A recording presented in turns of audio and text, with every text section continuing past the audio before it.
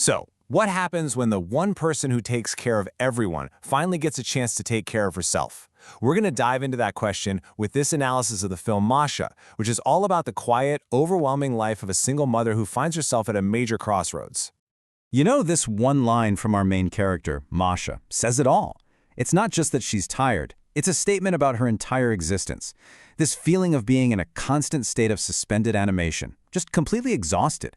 It really sets the stage for everything that's about to happen. Okay, so to really get the weight of the choices Masha has to make later, we first have to understand the world she's living in. And honestly, it's a life on autopilot, a life that's not really defined by who she is, but by everything she does for other people. First up, she's a senior research scientist. And let's be clear, this is not a simple 9 to 5. It's a super demanding career that needs absolute focus and precision. And if that wasn't already enough to fill a person's plate, she's also a university lecturer. So she's juggling the pressures of academia while also trying to shape the next generation. And then you have her biggest, most all-consuming role, being a single mom to her teenage son, Misha.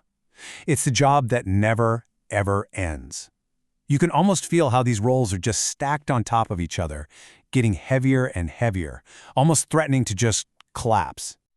So her daily life basically becomes this relentless to-do list. There's zero room for fun, no space for air, and absolutely no time for Masha herself. I mean, she's even writing papers for students on the side just to make ends meet. Her entire life has just become a service for others.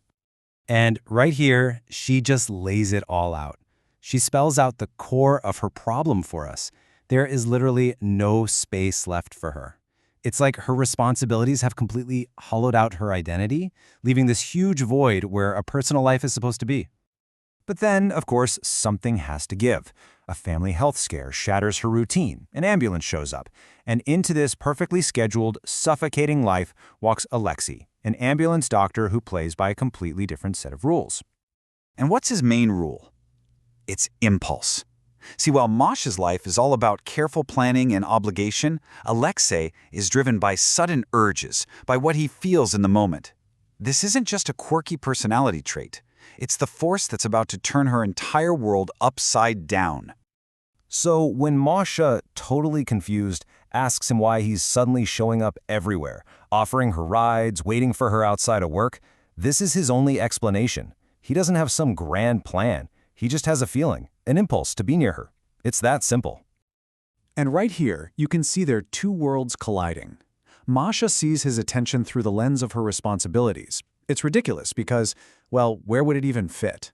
But for Alexei, it's the simplest thing in the world. Desire is its own reason. So, as Masha slowly, cautiously starts to let this new person in, that impulse from the outside world crashes head-on into the most heavily fortified part of her life, her relationship with her son, Misha. And Misha's reaction is intense.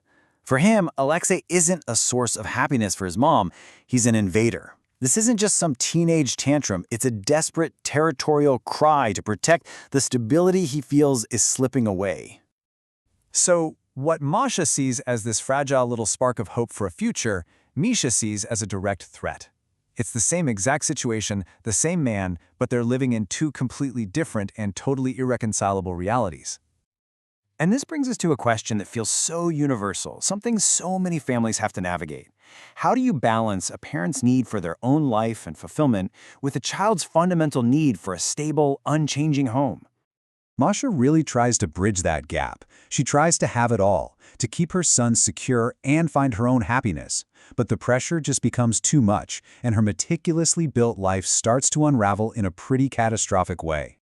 The whole thing collapses in 3 quick, brutal hits. First, Misha completely sabotages his own future by intentionally bombing the exams his mother worked so hard to help him with. Then, Masha, trying to regain control, chooses her son and breaks up with Alexei. But it's too late. The impulse that started it all is just gone, and Alexei just walks away. As he leaves, Alexei gives her this absolutely chilling warning. He sees with perfect clarity what Masha, in her panic, just can't. By giving up her own happiness for what her son thinks he needs, she's actually on a path to lose everything and end up totally alone. And the fallout is just swift and devastating. Her son literally declares war over their apartment.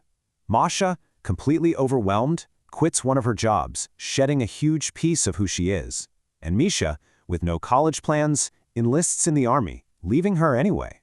She lost the battle by trying to win it.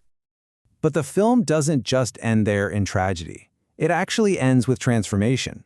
After everyone hits rock bottom, both Masha and Alexei are changed in these fundamental ways, and that opens the door to this quiet, uncertain possibility of a second chance.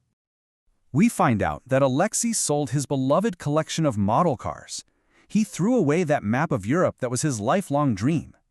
The man who was once driven by pure impulse has actually sacrificed his own fantasy for something more real. And Masha, when someone asks her why she isn't at work, she says she's on vacation. Forever. She has finally quit the relentless cycle of duty. She's no longer just a mother or a scientist. She's just Masha. And then Alexei finds her. He tells her he's arranged a trip. But it's not the old, impulsive, solo dream. This time, it's one trip, a plan. There's an itinerary. He's learned to think ahead. And you can just tell. He planned this for two. And this is where the film leaves us. He asks her, "Will you go with me?" It's the final question. And it's not just for Masha. It's for us. After everything has been burned to the ground, can two people who have fundamentally changed find a way to build something new together?